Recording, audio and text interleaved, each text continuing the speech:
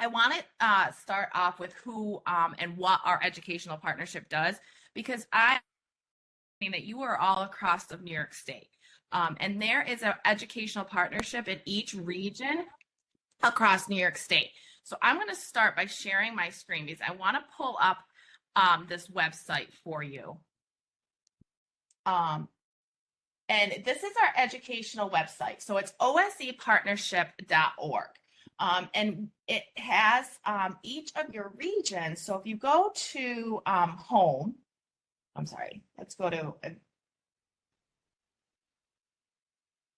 the map. So here is the central region. We are the central region, which covers the Jefferson, Lewis, Madison, Oneida, Herkimer, and Oswego County. Whereas if you were in other parts of New York State, you each have a region. And so like Mid-State, which is the Syracuse region, these are the counties that they cover. And this is how you can get to the FACE Center, the Family and Community Engagement Center, events, and other things, other resources within your region. So again, we're the educational partnership. We work for the Office of Special Education, and we are a grant position that again covers all of New York State. So use us as a reference, as a tool for you. It's very valuable and important that you use us, and because a lot of people don't even know that we exist. So I wanted to make sure that I pointed that out to you. All right, so we are going to, let me go over here. The other part that I want to point out to you is this is called a community resource tap map. And what this has is a variety of resources and services and providers that are available for you across New York State. So if I type in the county, just say Jefferson County, because that is where I'm located, and it's going to zoom in, and within Jefferson County, it's going to give you all of the agencies and community supports that are available for the, students with disabilities within this area. So say you're looking for a musical education center that offers a variety of inclusive musical events. You click on here, and this is where it's going to give you that information. Say you're looking for an educational advocate or an inclusive preschool. This Bright Beginnings, Education Advocate, Children's Home of Jefferson County. This is a point of resource and service for you to go in and look at to find what you need. So if you move from a different county and you were looking for the same types of services, this is also a tool. You can go right in and change all of the counties. So it's again statewide. So this is everything that's in Rockland County, and so on.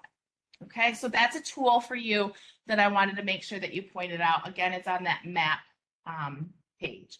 And our website, I will put this in the chat. The website is osepartnership.org.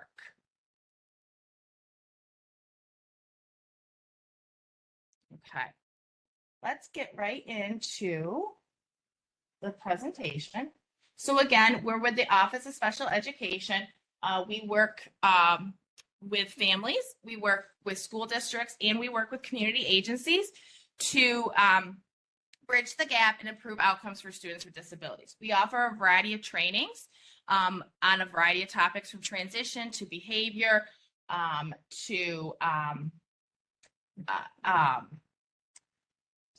from transition to behavior to some specialized instruction to literacy training and interventions.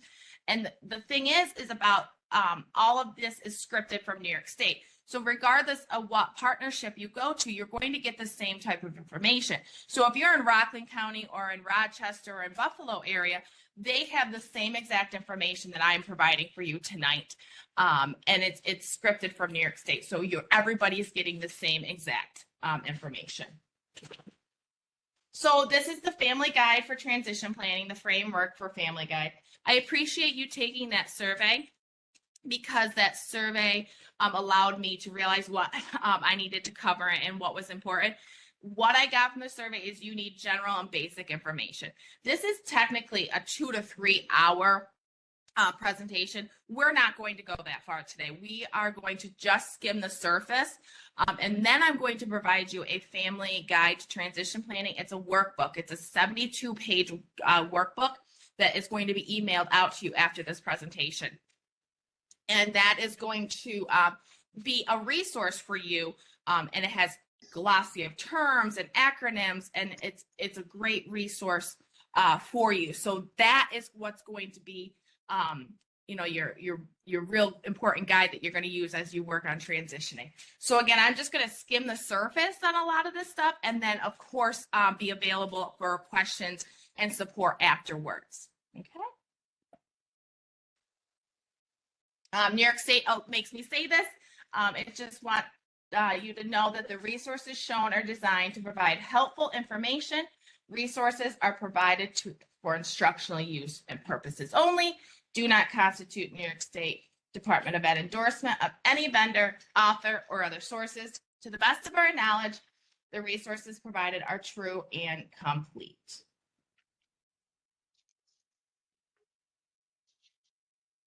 The blueprint for improved results for students with disabilities. We know that we want all students to receive the same education, the same opportunities, and we want to make sure that especially our students with disabilities are receiving equality education for all. So the ones that we're going to focus on today, we have self-advocacy, family partnerships, research-based instruction, inclusive activities, and of course, transition support. Okay, let's go into the purpose of this family guide. So the family guide is ample information that is going to be, that's in one spot, and it has a variety of resources and tools to assist you in the transition process. It has a user-friendly glossary of terms, abbreviations used, and the language that are used at CSE meetings that sometimes can get a little jargony, and it explains out what each of these terms mean. So again, you're going to be sent this in an email after this presentation, along with this slideshow. So what is transition planning? Transition planning is an ongoing process to prepare students with disabilities for adult life that they choose after high school. So a truly successful transition process is the result of a comprehensive team, a group of people work together to create a vision, and they're driven by their dreams and desires and abilities of the students. So this transition plan provides a basic structure for preparing students for life, work, and play in the community to be as fully independent as possible. So when students exit the school system, they will no longer receive the same supports or services. So we have to consider some questions when we make a transition plan for these students. What will happen in their life beyond the school schedule? What will their weekly schedule look like? What kind of activities will be on the calendar? Where will they live and work? So those are all things that you will consider when you are making a transition plan for your child that is exiting high school. Now, once your child is 15, it is legally, the transition planning has to go into the IEP. And I will show you what parts it will go into and what types of things you will see in the IEP. I recommend starting at age 12 with the discussion and the transition assessments because it's important to start early, and it's important that the student gets an idea of what to expect so that when it goes into the IEP at age 15, we're already familiar with that. So if you aren't already and you don't know, you should be being invited to every single CSE meeting. And they have, the student is also required to attend, at least be invited. Sometimes it's not appropriate for the student to attend, but as we begin the transition process and as we are 15 years old, it really should be something that you consider that your child is going to IEP meetings and CSE meetings to begin discussing that transition so that their voice is heard at the table as well. And again, every year beginning no later than the first IEP at the age of 15 until the day of their 22nd birthday, transition needs to be a part of the IEP and brought up at the CSE meeting. So let's talk about families and their family roles in the CSE meeting. Again, if you are not being invited, you should be. Families provide a really important role for us when we work on that transition planning. Just finding my spot, I'm sorry. So families provide information and knowledge about students' strengths, their struggles, their development, their medical history, their cultural background and their beliefs and their traditions of how it may impact their post-secondary planning. What are their goals? What do they want for their child? And also some strategies and some barriers that are happening at home and how they can come together to work to find a goal and common ground to overcome those barriers. And of course, please feel comfortable to offer suggestions and improvement at this table because you are an equal member at the table. Transition assessment. So I spoke a bit about transition assessments starting at age 12. Now, this isn't the type of assessment that when you hear assessments, you think they're going to, it's a test. They're going to assess the cognitive ability and et cetera. What this really is a survey, and it's informal so that the students' goals and their hopes and their dreams and their interests are really pulled out. So there are many different types of assessments, and it should not be something that is stressful. It can be as simple as sitting face to face with your child or with the child across the table and having a discussion. That is considered a transition assessment. It may also be picking up the phone and calling the parent, the teacher calling the parent, and having a discussion of what you feel and what you think are your hopes and dreams, and what are some barriers that you think your child will come across as they begin to transition out of high school. So essentially, these assessments are just going to gather information about the student's strengths, their preferences, the interests of their post-secondary goals. It's a collaboration between school district, family, and community agencies. So again, they can be formal and informal. It's not a pen and paper assessment that you might think of when you see assessment. And then those assessments are going to be used to create the goals, the post-secondary goals for your child as we begin to make a plan for transitioning for life after high school.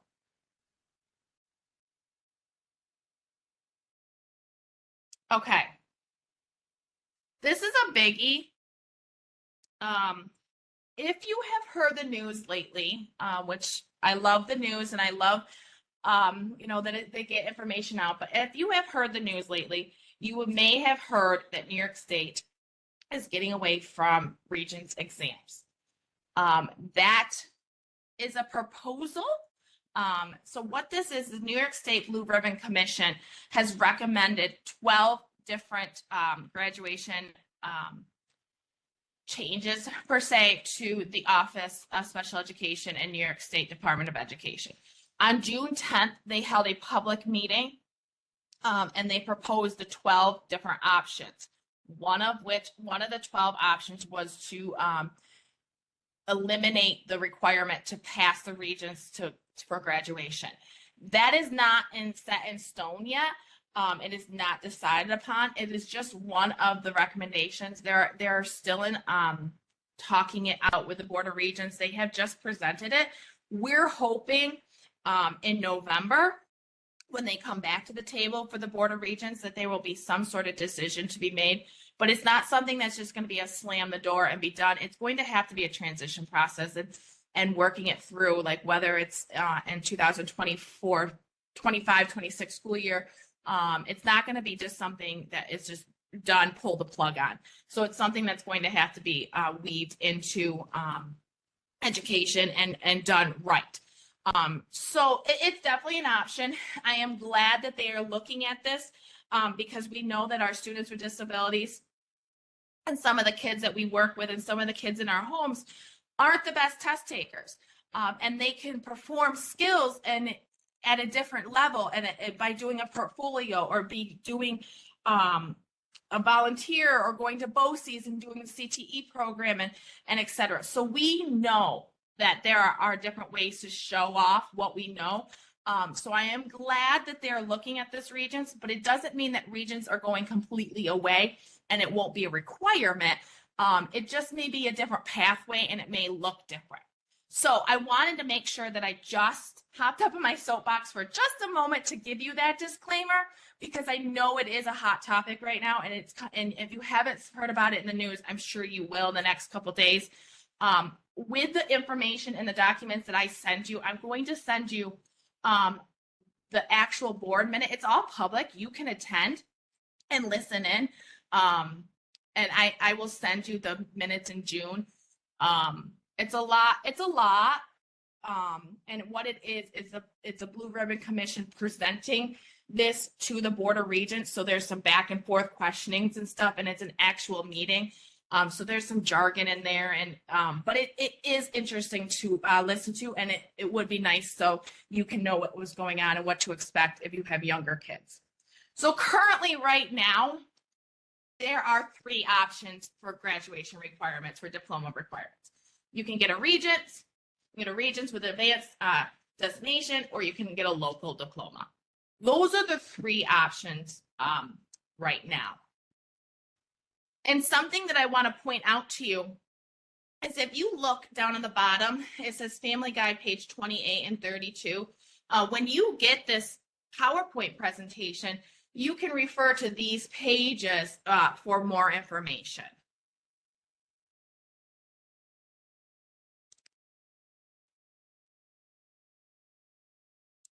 So with the local diploma, there also is a safety net currently right now that students can score a 55, sit for the Regents and could score a 55 and get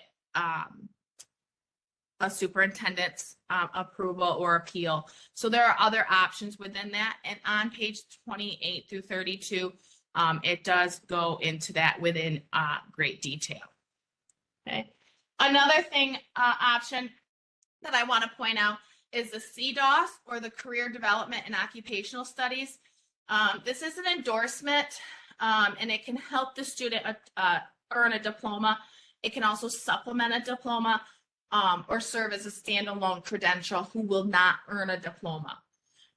Please know that you cannot do CDOS and New York State alternate assessment. It's one or the other. However, with the CDOS, you can get a high school diploma in addition to. Another option is that skills achievement commencement credential. This is not a high school diploma. I want to make sure that it is very clear. If your child is being alternately assessed with a New York State alternate assessment, sometimes also known as NYSA, NYSAA, that means that they take an alternate assessment and that they will not receive a high school diploma. They will receive a certificate. Okay. And then within this NYSA is the student exit summary.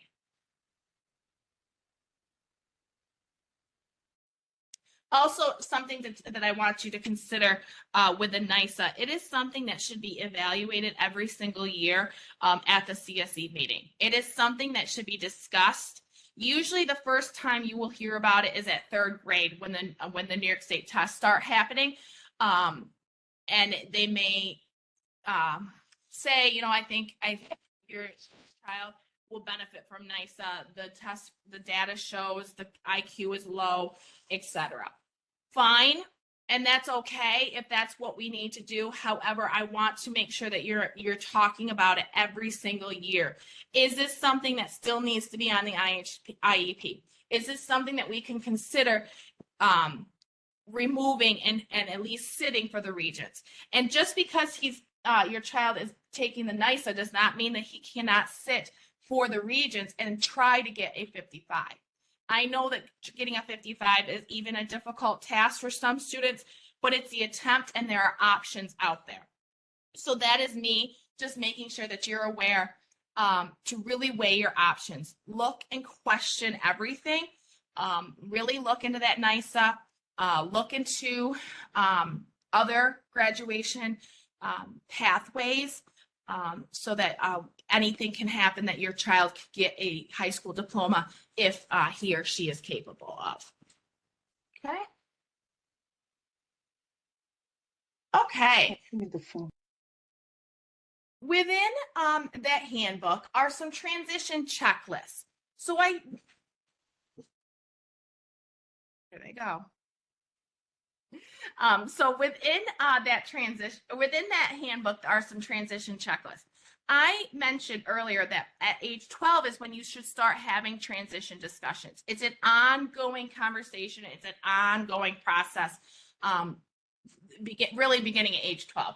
So at age 12, these are some things that you should be considering and thinking about building that relationship with your guidance counselor, especially if you have a student with disabilities. Your relationship with your guidance counselor and your school psychologist and special education teacher is going to be key, because the three of you, parent, guidance counselor, school psych, and special education teacher, are going to be that core group that are very important as we work through this transition piece for your child. So these are some things that you want to consider at age 12. In that guidebook on page 35 through 38, breaks it down from 12 to 14, 14 to 17, and then 17 and older. It's really easy, parent-friendly language. If you would like to print it and check it and have it somewhere on your fridge or someplace handy in your child's IEP binder, wherever it might be, so that you can refer to that on a regular basis, that would be fantastic. If you are technical and you are a computer person, you can upload this right into a PFD or Google Drive and actually put the check marks right in there. But it's a resource for you.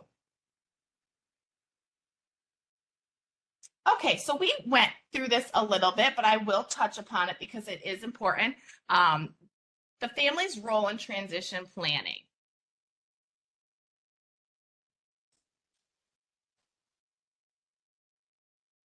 So we know there's research out there that when a family is directly involved into their students' IEP and transition process, the outcomes improve. When they're effectively engaged in the transition process and support the students, when the families are knowledgeable about this process, the child is more successful. So educators and families partner together to help prepare their child for life after high school in many ways. In some ways that they can do that. I want the chart. Where is it? Okay, I'm sorry, it's written right there. So some ways they can partner together to make sure that the best outcome occurs for their child is communicating high expectations. So families can talk to their students about their interests, their goals, their plans for the future, and then reinforce the importance of school and how we can help you achieve your goals. Another way that the family can help is monitoring student performance, keeping up to date on assignments, testing results, completion, homework, their academic process, and just really being a communicator with the school and make sure that you are aware of all that is available. Another way is supporting students learning at home, modeling reading and learning, connecting what is learned to everyday activities.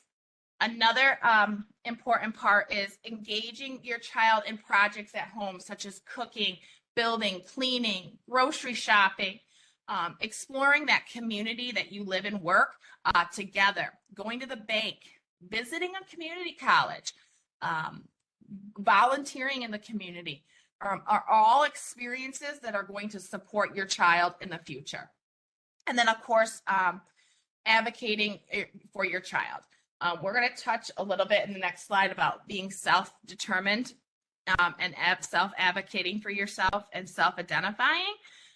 But it's also important that families advocate for their child as well to really enhance the strengths and their abilities in order to make good choices, ask for questions, ask for help, and then prioritize those skills and tasks and activities. On the same note, the student's role in the transition planning is important. This is their future. They are the key. This is who we're talking about. We can't decide what that child wants. The child needs to decide what he or she wants. So sometimes when we do these transition assessments and we start to talk about the future, your child may say, I want to be a NASCAR driver. I want to be a Major League Baseball player. That's fine. And we don't want to squash those dreams, but then what we want to do is something I like to call backwards planning and start diving into what are the skills needed to be a NASCAR driver. What do you like about being a NASCAR driver? Do you like driving cars? Great. Is it something mechanical? Is it working on cars that you like? Are you need for speed? Is that something that you really like? The adrenaline? And really backwards planning and diving into those skills that is needed to be that NASCAR driver. What else do you like? Do you like working on a team? Do you like working on cars? Is that something that is interesting to you? And then just backing up, continuing to back up and pull out those skills and grounding them. That is why it's important to do transition assessments more than once and every single year starting at age 12, because typically any student, even my child, thinks that he's going to be a NFL player, whatever. But as they develop and as they start developing and maturing, their hopes and dreams will change. That is why one transition assessment is not appropriate and should not be used. It should be a variety of different methods as your child starts to evolve and mature to being a young adult.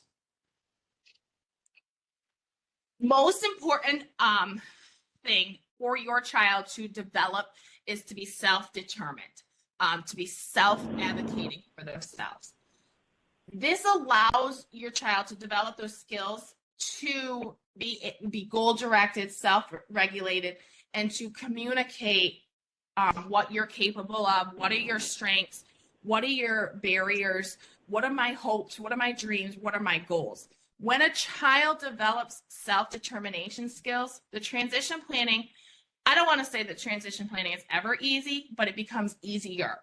The conversations become easier. And it doesn't seem so daunting. So if I can stress one thing is to help your child determine self-advocating skills, self-determination skills will greatly help in this process. So in the morning slot, how can we do that? What are some things that we can do to build those self-determination skills? That was a question that was proposed. I would just say starting early and allowing your child to be as independent as possible, giving them tasks and chores that they're able to do. Get yourself out in the community, volunteering, teaching your child to communicate, whether it's through text message or whether it's through their device or verbally, communicating, modeling those high expectations, supporting learning. They're actively involved in their education. They're attending IEP meetings. They're participating in the IEP meetings. They are expressing their likes and their interests. They're building skills that are outside of the academic world. They're exploring CTE courses at BOCES. They're just actively involved in the whole process. Communication is very important, and being able to advocate for their own strengths and limitations.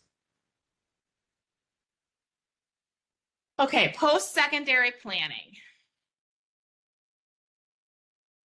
This is what where we're going to break down the IEP. And within the IEP, there are going to be 3 different sections: the post-secondary education, the employment, and the independent living section.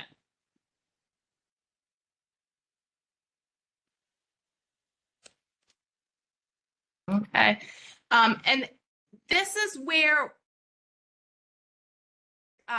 those transition assessments, the information that was given on the transition assessments, are now going to be going into this post-secondary planning within the IEP to develop goals and actions and activities that are going to reach their hopes and dreams that were determined from their transition assessments.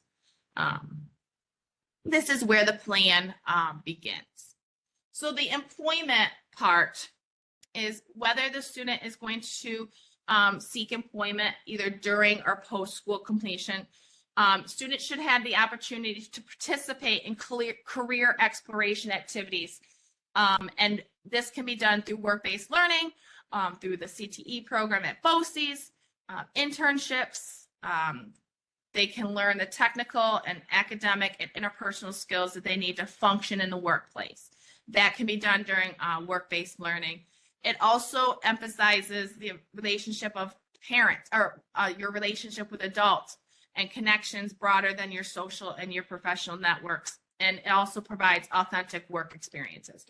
All those pieces will go into the IEP on the post-secondary planning section and will be formed in as a way of a goal. Okay. Once I get through this, I want to show you some things in the family guide, and we're going to break down. There's a really nice tool in the back of the family guide that will help write some goals. The next section to consider when we're post-secondary planning is independent living, considering where the child will live after high school, whether they will need residential supports. Independent living may include money management, preparing meals, washing their laundry, medication management, transportation, and more. Okay.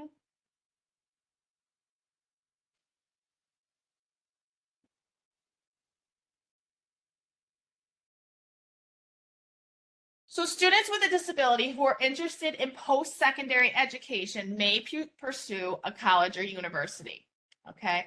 So early in the transition process, the student will be encouraged to take interesting and challenging courses to help them prepare for college, be involved in school and community-based activities that allow the student to explore career interests, meet with a guidance counselors to discuss career goals, and be an active participant in the IEP meetings.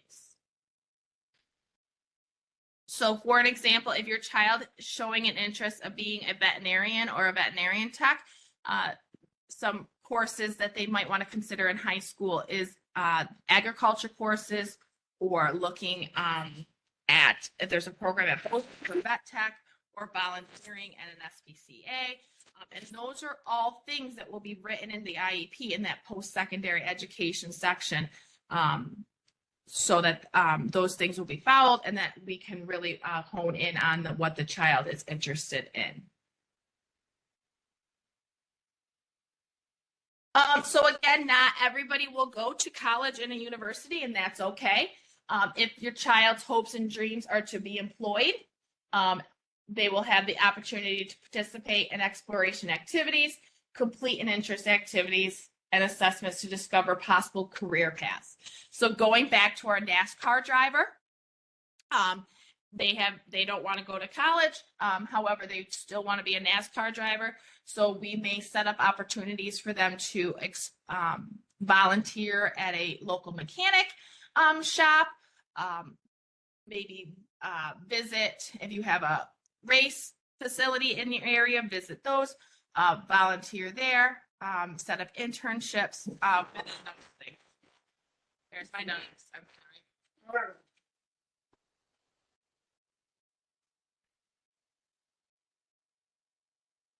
Okay, sorry about that. I knew that was coming soon. Okay. And again, independent living, transition planning, whether your student will live, where your child will live after high school, or will they need residential support? Again, those self-determination skills and self-advocacy skills are going to come in play very important here in the independent living section.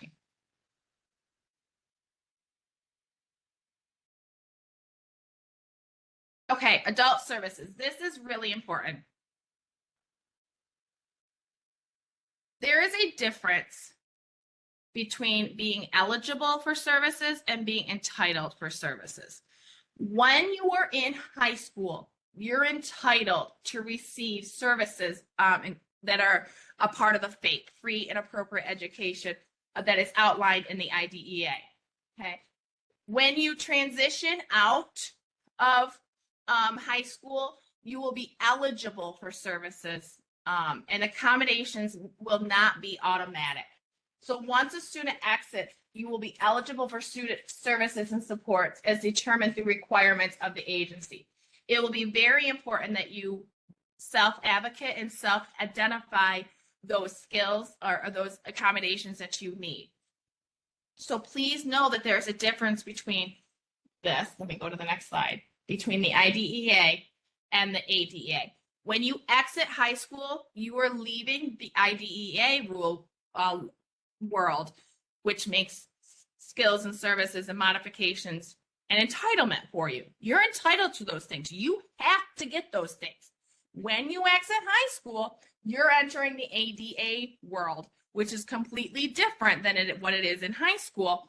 And you will have to self-advocate, self-identify, and self-determine whether you need supports and modifications. Okay? So some differences between IDEA and ADA is in high school, parents and guardians advocate for you. Out after life after high school, adults need to self-identify and self-advocate. Also in the ADA world, the youth has sole access to records. So parents, believe it or not, will have to apply for consent for those records. It is once the child turns 18, the parent is no longer have consent of the student's records. They're also responsible for their own evaluations. They must organize and structure their own time. Young adults attending an education training program have grades based upon merit, whereas in high school, it is based upon, they may have been alternately assessed or they may have received modifications to the curriculum. In post-secondary, there is no modifications to the curriculum. You can get accommodations to help you support the curriculum, but the curriculum cannot be changed in college. So those are big differences that is important that you know and are aware of and to take into consideration. Again, you're going to get this PowerPoint and you'll be able to break down the differences. So it's something you can be well prepared for. You all have case managers right now, which is awesome and very important. So that's like big check in your box because getting a case manager is very difficult. Getting OPWDD support, it's awesome. So good news is I skipped over a few slides here. These are two centers that you have access to and ability to use in addition to your OPWDD services. Those two things are independent living centers. There's 8 across New York State. And when you get this PowerPoint, you can click right here on there and the 8 will come up. It'll take you directly to the website. So what independent living centers do is they provide individuals with disabilities peer mentoring, support, skill trainings, resources, housing, transportation, and employment support as they begin the transition. Okay. The other resource that is important that you know is the New York State Career Centers. Again, clicking on this and it will give the variety of career centers across New York State. What they do is provide workshops, local career fairs, and career counseling for our kids that are going to transition to employment. Again, referring to page 59 in the Family Guide. Okay. What I want to do now is I'm going to stop sharing this part and I want to go I just exited out. Okay. I want to go to the family guide. Let me stop sharing for a minute. Come back. Okay. Just checking comments and the chat box. Yes, so you will have, I'm going to email this out to you. Actually, I'm going to email it to Pam and Sandra and Lindsay probably, and then they will email that right out to you. Okay, so we have 15 minutes left. And I want to go over the family guide because I cannot stress this enough. This is going to be extremely important to you. This is going to be your dictionary. This is going to be your guide to help you transition and help you weed through this process. So let me go back and share screen 2. Okay.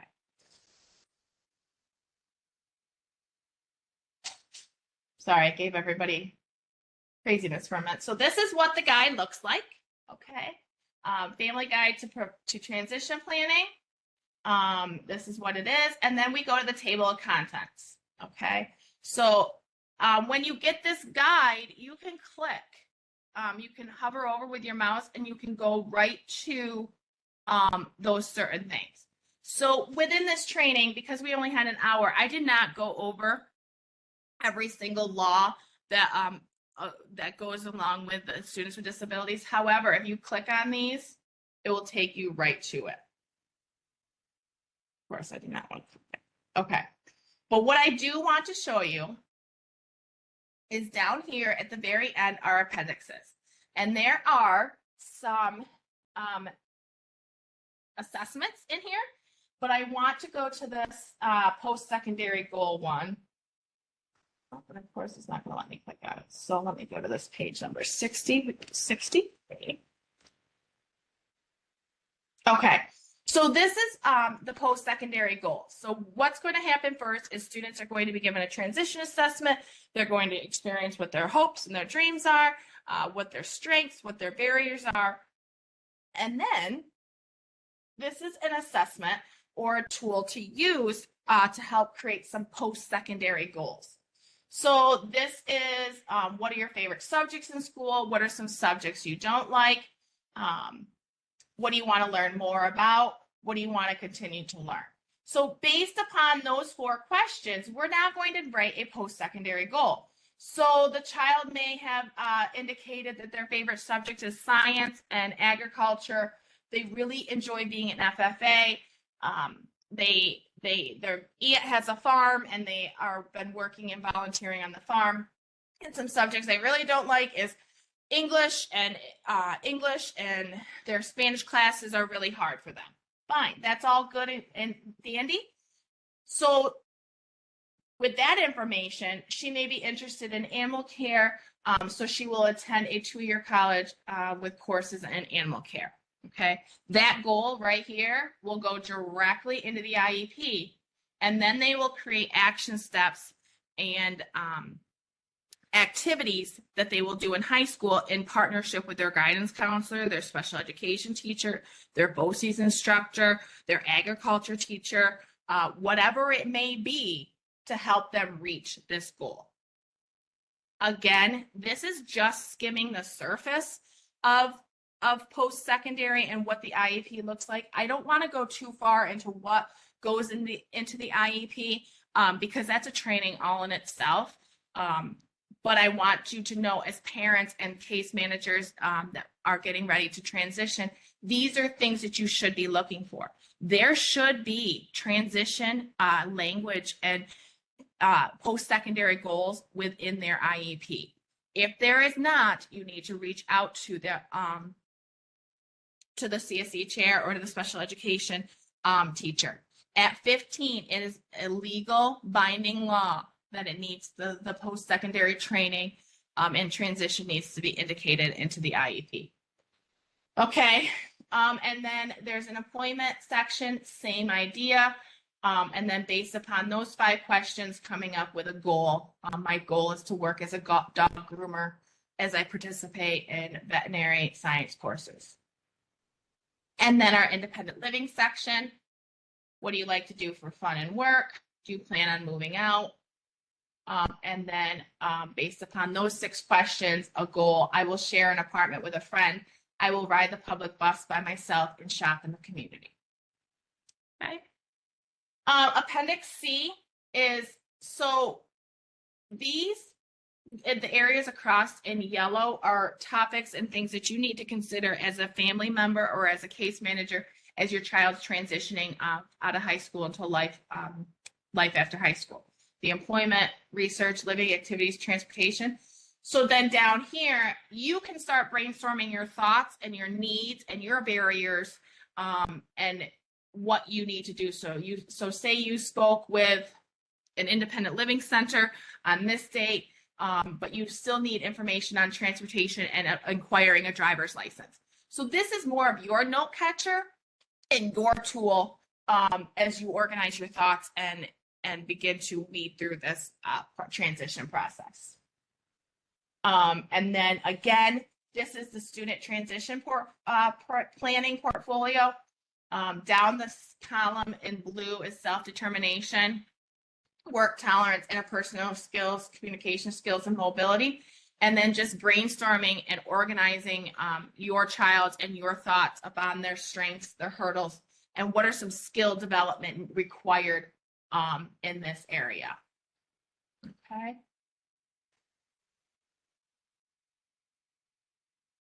I want to go back. Sorry, close your eyes, making me seasick again. This is Appendix A, the strength-based assessment. This is an example of a transition assessment. This is just one example. There are many out there, and it's actually encouraged that you use more than one, or the professionals, the special education teacher, the guidance counselors use more than one assessment because you're going to get different information off different assessments. But this is just an example of one transition assessment that may be given. And this is for the parent, guardian, and caregiver. Your voice should be heard on the IEP and in this transition process. So what are the students' strengths? What do you feel important? What do you feel the students' favorite subjects are, their least favorite? What are your dreams? And et cetera. And then the same thing applies. This is a student assessment. So what are your strengths and talents? What are your favorite subjects? What are your hopes and dreams? And then future learning, what do you want to learn more about? Okay, so that's just an example of a transition assessment. Okay.